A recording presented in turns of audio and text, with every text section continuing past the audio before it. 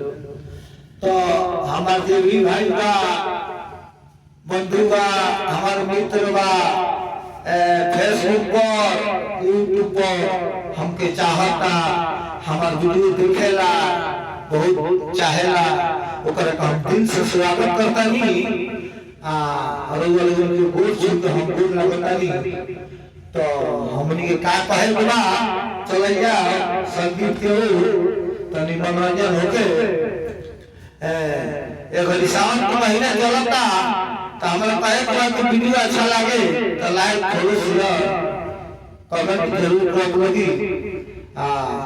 एगो भक्त गइल बारे सावन में बाबा के दरबार में तो वो भक्त का कहले बारे बाबा से मंदिर में रो रो के पियकर भक्त गइल बारे तो वो पियकर भक्त बाबा से बहुत कुछ कहले बारे सुन जाओ करू करू करता ही कहले बारे कि हर साल सवानावा में भोला बाबा रउआ को हम जलावा चढ़ाई बाकी इहे बावे एगो अर्जी हमार मर्जी पूरा कर दी इहे बावे अर्जी एगो हमार मर्जी पूरा कर दी अरे कर दी आ फिर से बिहार में रउआ भोला बाबा खुद से दारू चालू करवा दी अरे फिर से भोला बाबा बिहार में रउआ दारू चालू करवा दी और पहले बारे का पहले बारे देखी बहुत अच्छा बात पहले बारे कि एगो घर के हमारा सामने ए भोला बाबा दारू के भट्टी खुल जाई एगो घर के हमारा सामने आ भोला बाबा भट्टी खुल जाई आ जब हम उठती भोरे भोरे एगो पिए के कुआ पर मिल जाई जब हम उठती भोरे भोरे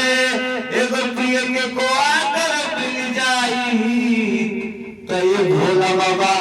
रउआ से इहे भाई गो हमारे अर्जी मर्जी पूरा कर देती फिर से बिहार में रउआ दारू अरे चालू करवा देती अरे हम उठती भोरे भोरे एगो पिए के दारू के कुआ पर मिल जाई हम उठती भोरे भोरे एगो पिए के दारू के कुआ पर मिल जाई अरे जहरीली शराब पियला से गरीब के मौत होता अरे गरीब के जान बचा लेती अरे गरीब के जान बचा लेती नीतीश से कुछ ना हुई बिहार में अब रउए कर दी अरे नीतीश से बिहार में कुछ ना हुई ए भोला बाबा रउए कर देती अरे कितना माई बहिन अपन बेटा खोली अपन मान के से दूर धो देहली जहरीली शराब पियला से कितना बबुआ भाई लोग मौत हो गई तो ये भोला बाबा गरीब के जान बचा लेती कहले बारे